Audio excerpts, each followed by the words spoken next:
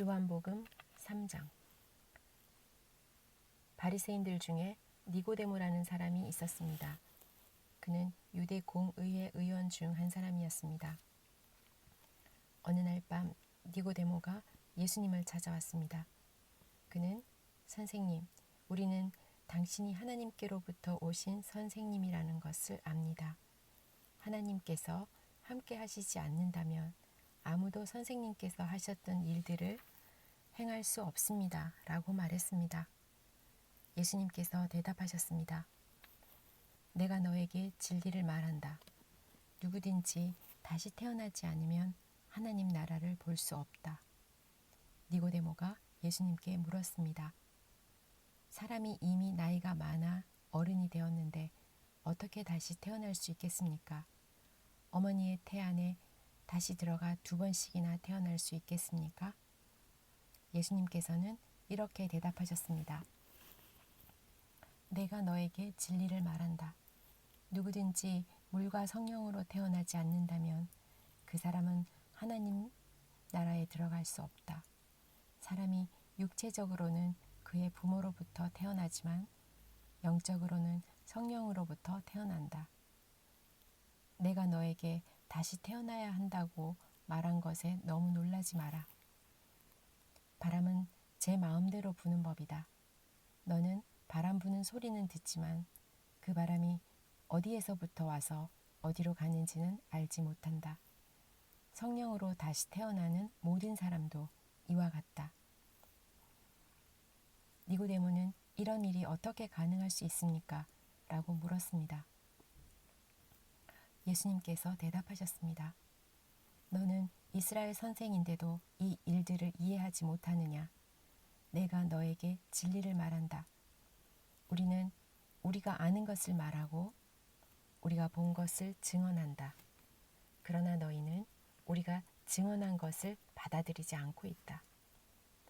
내가 너희에게 이 세상의 일들에 대해 말했는데도 너희는 나를 믿지 않는데 내가 너희에게 하늘의 일들을 말한다면 너희가 어떻게 믿겠느냐?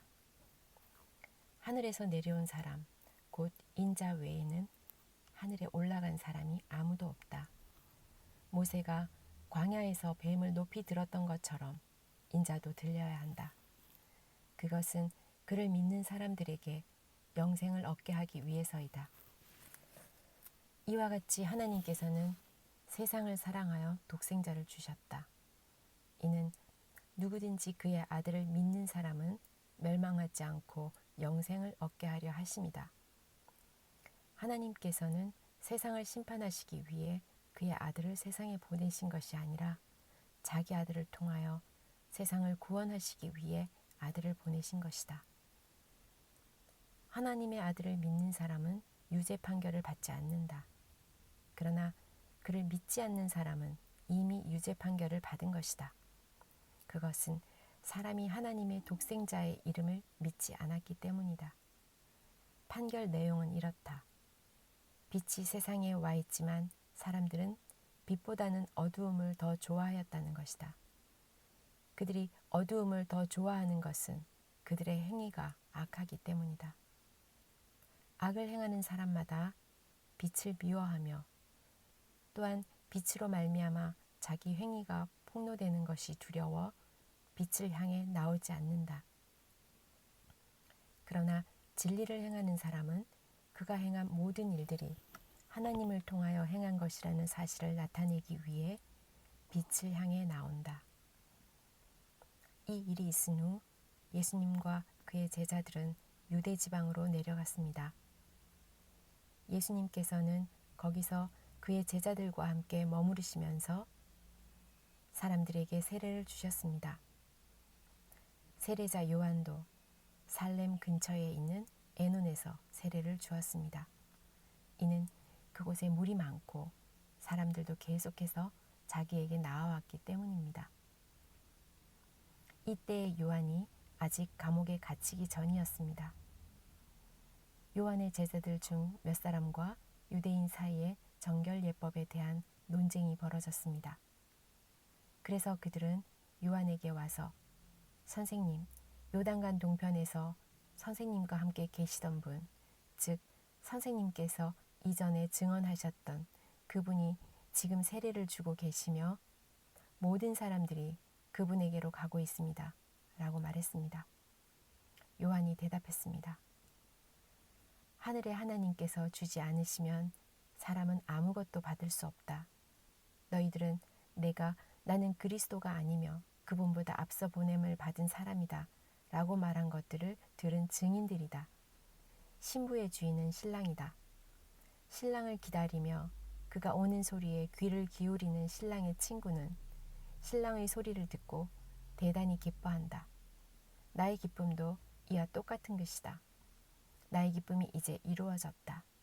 그분은 점점 더 위대해질 것이고 나는 점점 더 사람들의 관심에서 멀어지게 될 것이다.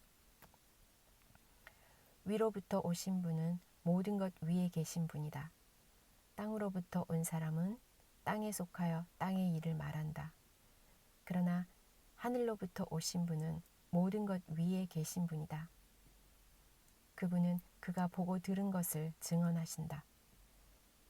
그러나 아무도 그분의 증언을 받아들이지 않는다. 그분의 증거를 받아들이는 사람은 하나님이 참되신 분이라는 사실을 인정한다. 하나님께서 보내신 그분은 하나님의 말씀을 전하신다. 하나님께서는 그분에게 성령을 한없이 주셨다. 아버지는 아들을 사랑하셔서 모든 것을 그의 손에 맡기셨다.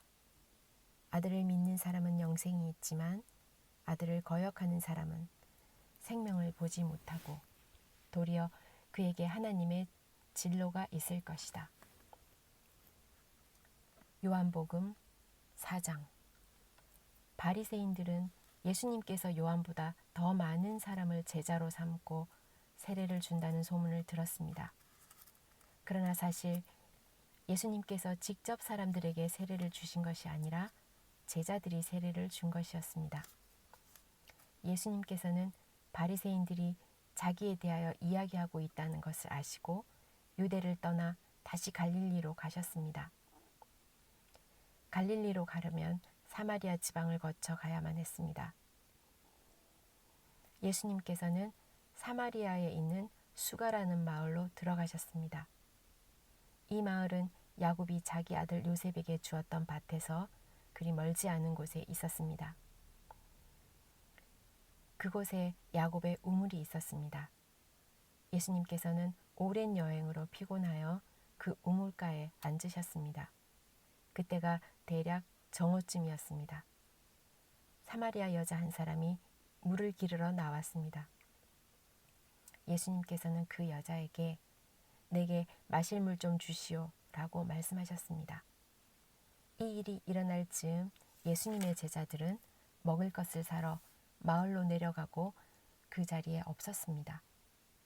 사마리아 여자는 예수님께 당신은 유대 남자고 나는 사마리아 여자인데 어떻게 나에게 마실 것을 달라고 할 수 있습니까? 라고 말했습니다. 당시 유대인들은 사마리아 사람들과 상종을 하지 않았습니다. 예수님께서 그 여자에게 이렇게 대답하셨습니다. 당신이 하나님께서 주시는 선물이 무엇인지 또 내게 마실 것을 달라고 말하고 있는 사람이 누구인지 알았더라면 오히려 당신이 그 사람에게 구하였을 것이고 그러면 그가 당신에게 생명의 물을 주었을 것이요. 그 여자가 말했습니다. 선생님, 당신에게 물기를 도구도 없고 이 우물은 매우 깊은데 어디서 그 생명의 물을 구한단 말입니까? 당신이 우리 조상 야곱보다 더 큰 분이란 말씀입니까? 야곱은 우리에게 이 우물을 주신 분입니다.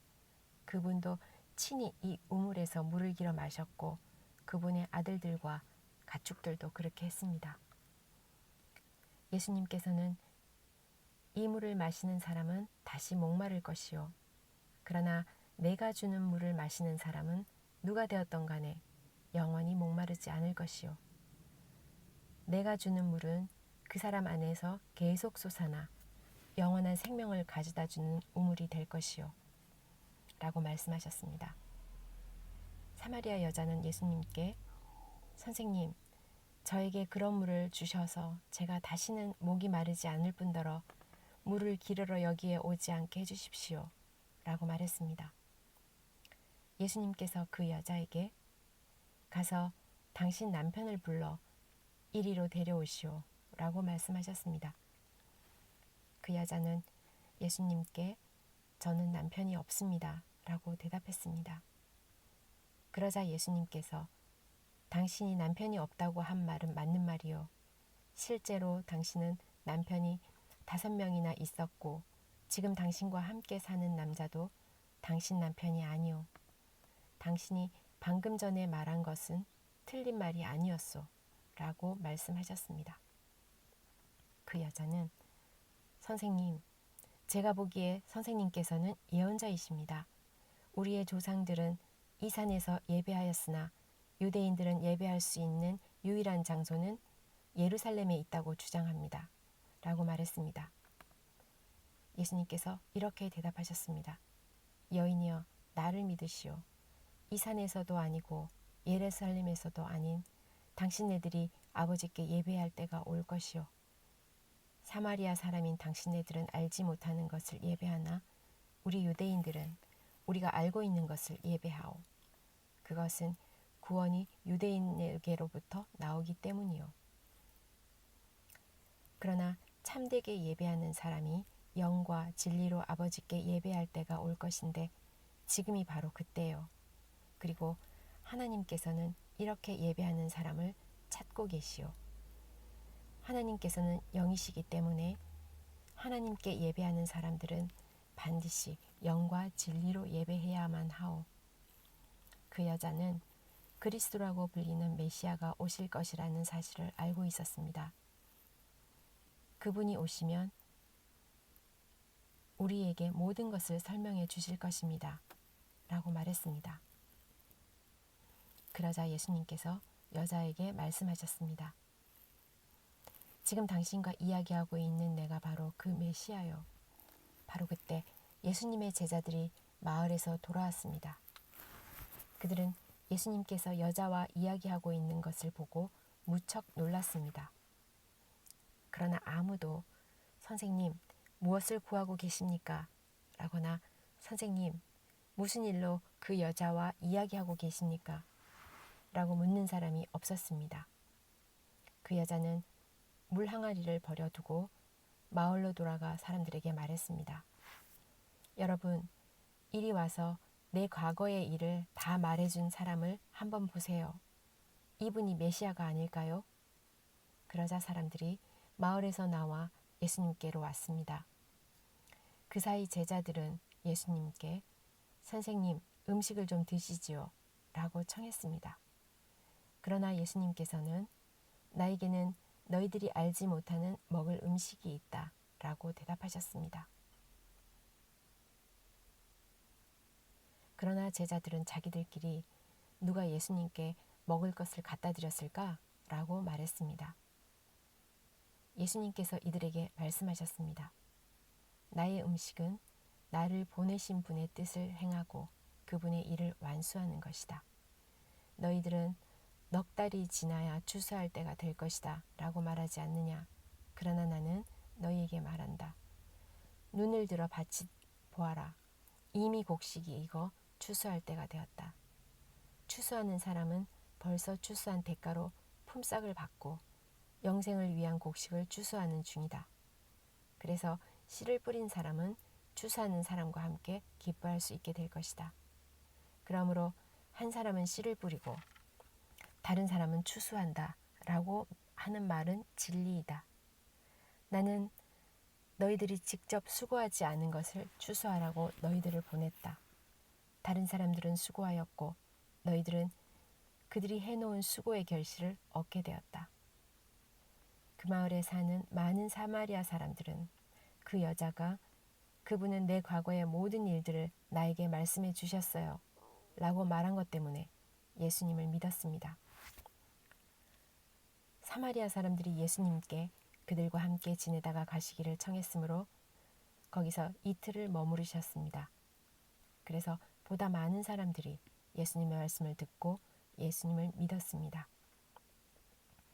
그들은 그 여자에게 더 이상 우리는 당신의 말 때문에 예수님을 믿는 것이 아니요, 우리가 이제는 예수님의 말씀을 직접 들었고 이분이 참으로 세상의 구세주라는 사실을 알았기 때문에 믿는 것이요 라고 말했습니다.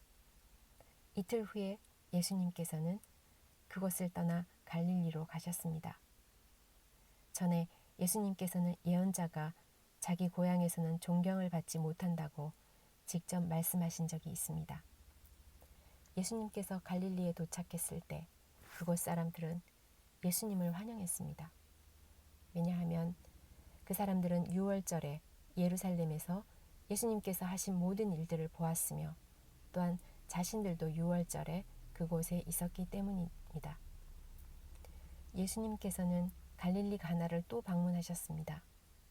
이곳은 예수님께서 물로 포도주를 만드셨던 곳입니다. 이곳에는 높은 지위를 가진 왕의 신하 한 사람이 살고 있었습니다. 그 신하의 아들은 병에 걸려 가버나움에 있었습니다. 왕의 신하는 예수님께서 유대 지방에서 갈릴리로 오셨다는 소식을 듣고 예수님을 찾아가 가버나움으로 오셔서 자기 아들을 낫게 해달라고 간청하였습니다. 그 신하의 아들은 거의 죽기 직전에 있었습니다. 예수님께서 왕의 신하에게 말씀하셨습니다. 너희는 표적과 기이한 것들을 보지 않으면 전혀 믿으려 하지 않는다. 그 신하가 말했습니다. 선생님, 제 아들이 죽기 전에 가버나움으로 오십시오. 예수님께서 대답하셨습니다. 가시오. 당신 아들은 살 것이요. 그 사람은 예수님께서 자기에게 하신 말씀을 믿고 집으로 갔습니다. 그 사람은 집으로 가는 도중에 자기의 하인들을 만나 자기 아들이 살아났다는 소식을 들었습니다. 왕의 신하가 자기 아들이 낫게 된 때를 묻자 하인들은 어제 오후 1시 무렵 때부터 열이 떨어졌습니다. 라고 대답했습니다.